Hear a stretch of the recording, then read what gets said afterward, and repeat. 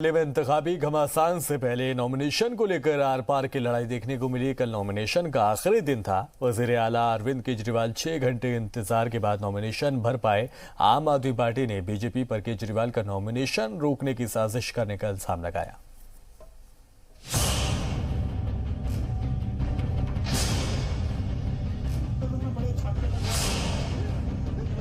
मंगल को 6 घंटे के इंतजार के बाद दिल्ली के सीएम अरविंद केजरीवाल ने नई दिल्ली असेंबली से नॉमिनेशन तो दाखिल कर दिया, लेकिन इस नॉमिनेशन पर दिल्ली में खूब सियासत भी हुई। दिल्ली के डिप्टी सीएम मनीष सिसोदिया ने इल्जाम लगाया कि बीजेपी केजरीवाल को नॉमिनेशन से रोकने के लिए साजिश कर रही है। सिसोदिया ने ट्वीट किया, बीजेपी ने अरविंद केजरीवाल से पहले आज 45 उम्मीदवारों को पर्चे भरने के लिए लाइन में लगा दिया।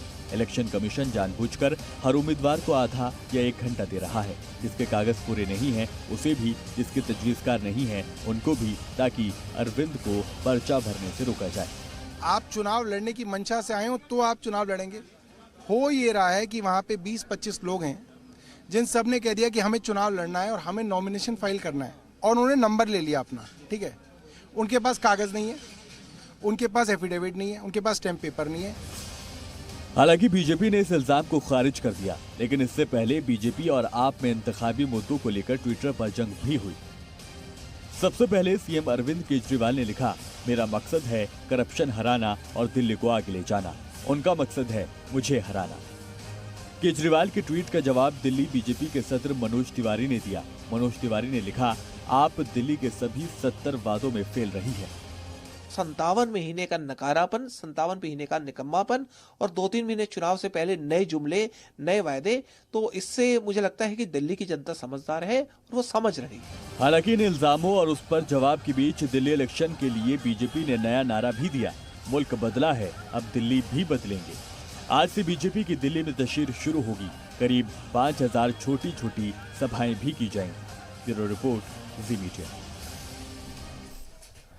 और जनवरी जाने की कगार पर है, लेकिन शुमाल हिंद में सर्दी का सितम कम होने का नाम नहीं ले रहा। दिल्ली एनसीआर में आज सुबह से घना कोहरा छाया हुआ है। कोहरे के चलते विजिबिलिटी काफी कम हो चुकी है, जिसने गाड़ियों की रफ्तार पर ब्रेक लगा दिया है। दिल्ली एनसीआर में आज सुबह विजिबिलिटी 50 मीटर से भी कम दर्ज की गई, जिससे गाड़ियां सड़क पर रेंगती हुई नजर आई। दिल्ली में आज सुबह का दर्जा हरारत 8 डिग्री सेल्सियस रिकॉर्ड किया गया है। दिल्ली के अलावा पंजाब, हरियाणा, उत्तर प्रदेश में चल रही सर्द हवा के साथ कोहरे ने लोगों के लिए फिर से मुश्किलात पैदा कर दी हैं। नॉर्दर्न रेलवे की 22 रेलगाड़ियां भी कम विजिबिलिटी के चलते देरी से चल रही हैं, जबकि कोहरे की चादर ने 6 से ज्यादा तैयारों की भी रफ्तार पर, या यूं कहें उड़ान पर, ब्रेक लगा दिया है। कश्मीर वादी और हिमाचल प्रदेश में होने वाली बर्फबारी की वजह से मैदानी इलाकों में भी पारा लुढ़कता दिखाई दे रहा है। वहीं महकमा मौसमियात की माने तो आने वाले दिनों में भी कोहरा बरकरार रहने वाला है। और दिल्ली में सुबह 6:30 बजे दिल्ली में सर्दी का क्या हाल था, हमारे रिपोर्टर वरुण भसीन की रिपोर्ट आपको दिखाते हैं। 22 जनवरी की शुरुआत जो दिल्ली की है वो आज घने कोहरे के साथ हुई है। और आपको मैं अगर सीधा तस्वीरें दिखाऊं तो आप देख सकते हैं फिलहाल कि किस तरीके से सुबह 6:30 बजे का ये नज़ारा है और घना कोहरा अपने चपेट में लिए हुए है दिल्ली को। और गाड़ियां जो हैं सड़कों पर रेंग रेंग कर चल रही हैं। जो विजिबिलिटी है अगर मैं आपको बताऊं तो वो 50 मीटर से भी कम है, महज 50 मीटर, जिससे कि गाड़ियां जो चला रहे हैं लोग, उनको तकलीफ का सामना करना पड़ रहा है। और जो लोग अब ऑफिस के लिए निकलना शुरू होंगे 7, 7:30 के आसपास, तो वो जो रफ्तार है दिल्ली की वो आज धीमी हो सकती है। और तापमान की अगर बात करें तो फिलहाल 8 डिग्री के आसपास जो तापमान है सुबह 5:30 बजे रिकॉर्ड किया गया था। लेकिन ये घना कोहरा अभी परेशानी बना हुआ है राजधानी दिल्ली के लिए। और कुछ फ्लाइट्स हैं, कुछ 5 से 6 फ्लाइट्स हैं जिन्हें रद्द किया जा चुका है। और ट्रेन्स है, 15 से ऊपर ट्रेन्स लेट चल रही हैं। और ये घना कोहरा जो गुरुवार को सुबह आया है वो दिल्ली के लिए एक बेहद बड़ी परेशानी है। और आज जो ट्रैफिक की रफ्तार है वो जरूर धीमे होने वाली है। वरुण भसीन, जी मीडिया। और दिल्ली में सुबह 7:50 पर कितना कोहरा था बता रहे थे हमारे रिपोर्टर वरुण भसीन। आगे कड़ाके की सर्दी और घना कोहरा यही कुछ बयां कर रहा है आज को दिल्ली का मौसम। अगर मैं आपको दिखाऊं तो अभी सुबह के 7:50 का समय है, यानी कि करीबन 8 बजने वाले हैं। और कोहरे ने दिल्ली को अपने चपेट में ले रखा है।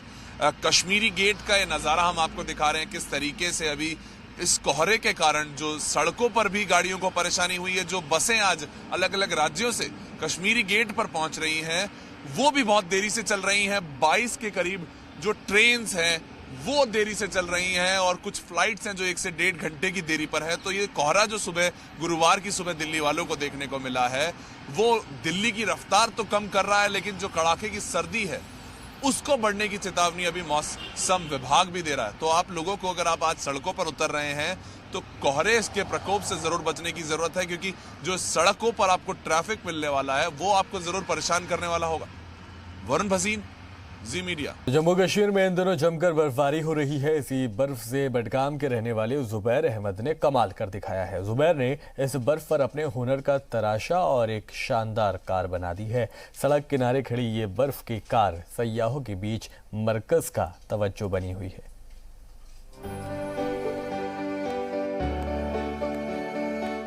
पहाड़ों पर जोरदार बर्फबारी जारी है। पेड़, पहाड़, सड़क, मकान सब बर्फ से ढके हुए हैं। जम्मू कश्मीर में बर्फबारी ने लोगों का जीना मुहाल कर रखा है, लेकिन इसी आफती बर्फ से कुछ लोग अपना शौक भी पूरा कर रहे हैं। कुछ ऐसा जो लोगों के लिए तवज्जो का मरकज बन गया है। अब इस कार को देखिए। कार देखने में ही खास लग रही है। जी हाँ, बिल्कुल ठीक पहचाना, ये बर्फ से बनी कार है, यानी स्नो कार। इन महाशय ने सेडान कार को बर्फ से बनाया है और अब इसे फाइनल टच दे रहे हैं। स्प्रे पेंट से इसके शीशे बनाए गए हैं। हर रंग से विंड स्क्रीन, दरवाजों की खिड़कियां बनाई गई हैं। सनरूफ को दिखाने के लिए काले रंग का इस्तेमाल किया गया है। पीछे डिक्की के ऊपर स्पॉइलर भी लगाया गया है। रियर व्यू मिरर भी लगाया गया है। इस पर लाल रंग का स्प्रे पेंट किया गया है। विंड स्क्रीन पर वाइपर भी देख सकते हैं। गाड़ी को सुंदर बनाने के लिए लाल रंग का स्प्रे पहियों पर भी लगाया गया है। बेहद खूबसूरत नजर आ रही इस स्नो कार को देखने के लिए लोगों की खूब भीड़ जमा हो रही है। गाड़ी बिल्कुल असली नजर आ रही है। गाड़ी देखने आने वाले स्नो कार की तस्वीर अपने मोबाइल में कैद करने से खुद को रोक नहीं पा रहे, तो कुछ लोग खुद गाड़ी के साथ अपनी फोटो क्लिक करा रहे हैं। दरअसल श्रीनगर के रहने वाले ये साहब कार एक्सेसरीज का कारोबार करते हैं। कारों से इनका गहरा लगाव है। हालांकि इनका कहना है कि ये बर्फ का कुछ भी बना सकते हैं, इंसान भी और ताजमहल भी। पहली बात है कि मैं से वाकिफ हूँ बचपन से ही। मैं ये करता हूँ बचपन से ही, मेरा शौक है ये। और दूसरा कि मैं कार एक्सेसरीज का बिजनेस करता हूँ अब इसलिए मैंने कार ही चूज़ की। वरना मैं कुछ भी बना सकता हूँ, जो भी कोई बोलेगा ना कुछ भी बनाओ, मैं बनाने के लिए तैयार हूँ। मैं इंसान भी बनाऊंगा, जान नहीं दे सकता हूँ, बाकी सब कुछ कर सकता हूँ। मैं जितना ताजमहल बड़ा है उतना बड़ा बना सकता हूँ बर्फ का, सिर्फ पैसे चाहिए। नाजरीन में मौजूद बहुत से लोगों को लगता है कि इस कलाकार में काफी दमखम है और ऐसे लोगों को सरकार की मदद मिलनी चाहिए ताकि इनकी हौसला अफजाई हो सके। इनके लिए, इन जैसे बंदों के लिए यहाँ पे अच्छा प्लेटफॉर्म होना चाहिए। गवर्नमेंट की तरफ से उनको कोशिश करनी चाहिए कि हमें इस आर्ट को उभारना चाहिए, क्योंकि ये बहुत ही मेहनत कर रहा है, लेकिन आगे जाके ये कुछ और अच्छा करना चाहता है, अपना नाम कमाना चाहता है स्टेट के लिए, कंट्री के लिए। लेकिन इसके लिए इनको गवर्नमेंट की तरफ से थोड़ा सा मतलब मुआवजा चाहिए। अभी तक पुरी के तट पर सैंड से बनी आकृति की छाप मुल्क और दुनिया पर देखी गई, लेकिन श्रीनगर के इस कलाकार ने बर्फ से इतनी बेहतरीन कार बनाकर अपनी गहरी छाप छोड़ी है। ब्यूरो रिपोर्ट, जी मीडिया। और बर्फबारी उत्तराखंड के लिए वरदान लेकर आई है। एक तरफ नैनीताल में सयाहों ने डेरा डाला हुआ है, तो दूसरी तरफ औली की बर्फीली वादियां नए मुहिमजोई के लिए तैयार हैं और खिलाड़ियों का इस्तकबाल भी कर रही हैं। औली में 7 फरवरी से नेशनल स्कीइंग चैंपियनशिप शुरू होने वाली है।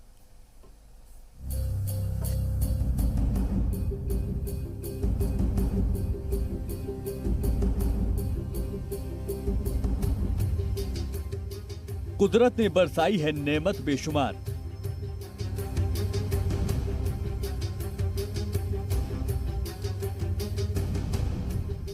बर्फीले रोमांच के लिए हो जाएं तैयार।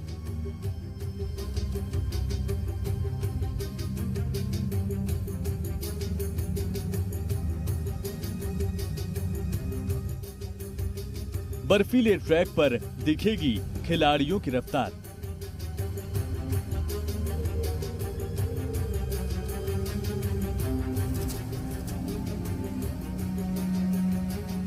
उत्तराखंड पर इन दिनों सफेद सौगात बरस रही है और लगातार बरस ही रही है। बर्फ से लकदक वादियां बेइंतहा खूबसूरत हो रही हैं। ये बर्फबारी उत्तराखंड के लिए सौगातों का पिटारा लेकर आई है। औली में दिसंबर और जनवरी में भारी बर्फबारी हुई है, जो स्कीइंग के लिए बेहद मुफीद मानी जा रही है। इसीलिए औली में नेशनल स्कीइंग चैंपियनशिप का ऐलान हो गया है। 7 से 11 फरवरी तक ये मुकाबला होगा, जिसमें 7 रियासतों की टीमें हिस्सा ले रही हैं।